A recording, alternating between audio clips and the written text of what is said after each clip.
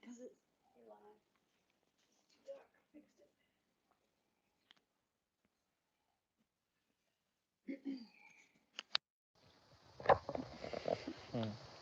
Let's peek over your shoulder. Hello. Hi. What's going on, people?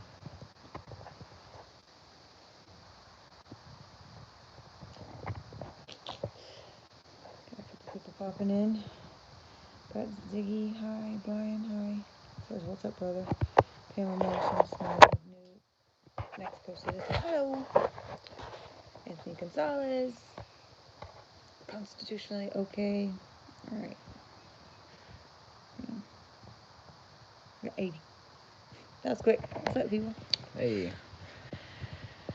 So, we've been getting some emails and phone calls and texts and messages on Facebook and, from a lot of you guys and gals that wanted to hear or see from us. So, thought we'd pop on and say hi and speak some words of encouragement to you, as it seems like there's people running around saying the sky's falling, and yeah, we just want to encourage you not to buy into the fear and to, live your life day to day as best you can, and definitely assess risk and danger, because as we've assessed it, the risk isn't nearly as high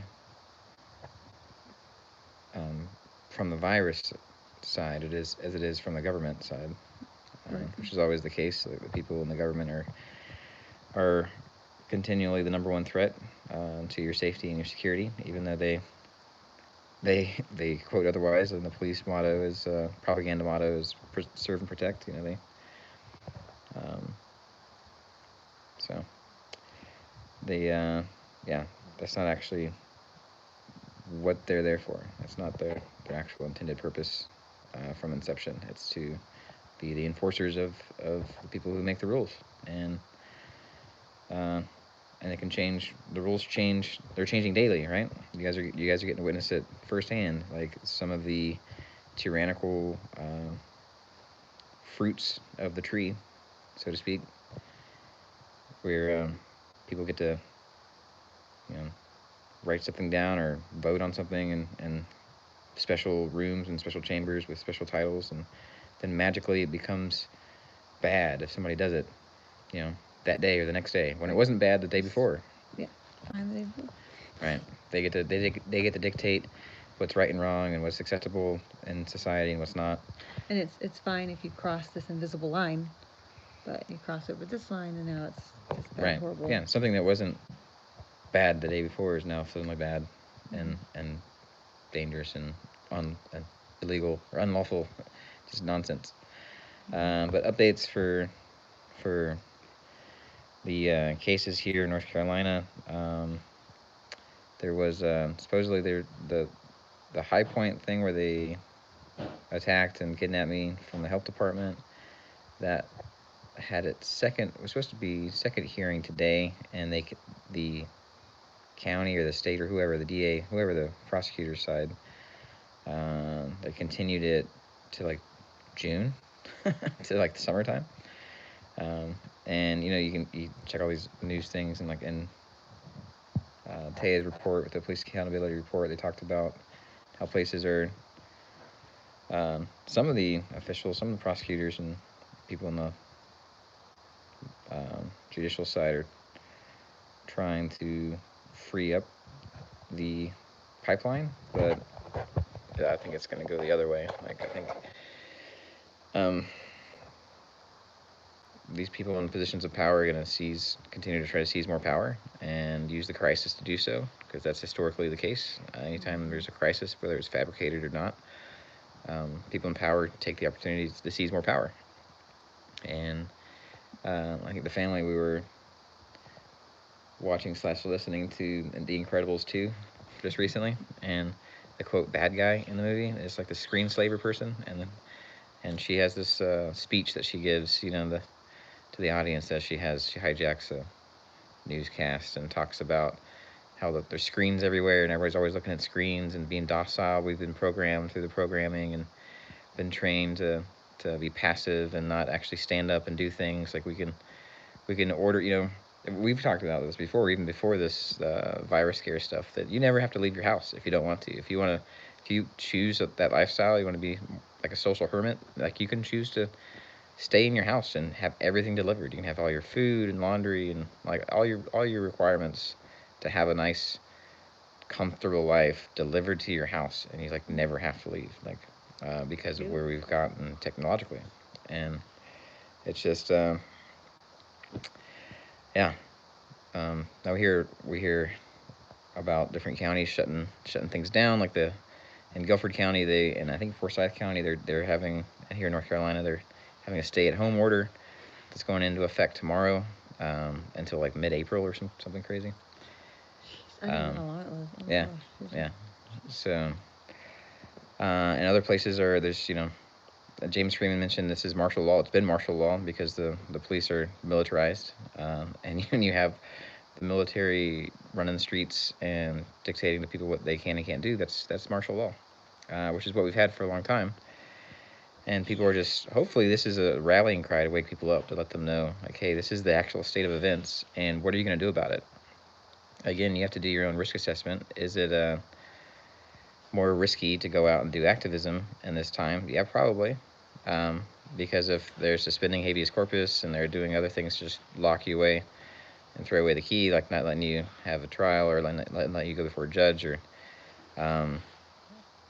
anything like that. Like they're restricting access to lawyers. A defense attorney told me, like they're restricting access, yeah, for lawyers to go in and actually do work at the court and process paperwork and yeah. So that's not an essential. Yeah. On the essentials list. Yeah, not I guess not if you're, working on the defense. Oh my god. So yeah, it's definitely more dangerous to be out to do things that's dissenting, but there are ways to dissent without actually putting your body out there in the crosshairs of the militarized police or potentially the National Guard or whoever else is going to start enforcing this nonsense. And so that's what we have. That's why this is a interesting era that we live in with technology, where the puppet masters are using technology to promote the hysteria, the coronaphobia, to get people all hyped up and afraid, and to show all these crazy numbers from Italy and Europe and all this stuff, and to get people super afraid to do anything out of line than what the masters say. Your freedom of assembly is gone, right? They're saying you can't assemble with people, right? Mm-hmm. They're saying that's what they're saying. Like I'm saying, you're still free to assemble. You're a free person. You can assemble with however many you want, wherever you want, however you want, as long as you're doing it peacefully, right? And then you look into freedom of religion, like North Carolina, there's an executive order banning what is it? Assemblies over 100? 100 more? Yeah, 100 or more, and I think it's like strongly encouraging nothing more than 50. Yeah, some places are doing it 10 or more. Yeah, which is craziness. Which is, the sizes of some families and stuff. Yeah.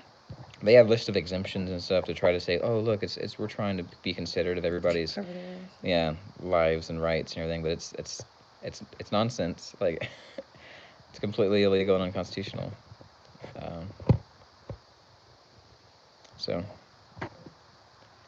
yeah, the technology age we can try to leverage that playing field or try to level the playing field and try to leverage the technology to our advantage by sharing thoughts about freedom, like stuff that we share on this channel and other channels, and not just with YouTube, but all the other different platforms that you can go to and find out like what's actually going on, like what is actually going on that's the real threat to your life and to your family, and instead of this scare and fear mongering that's going on with the government.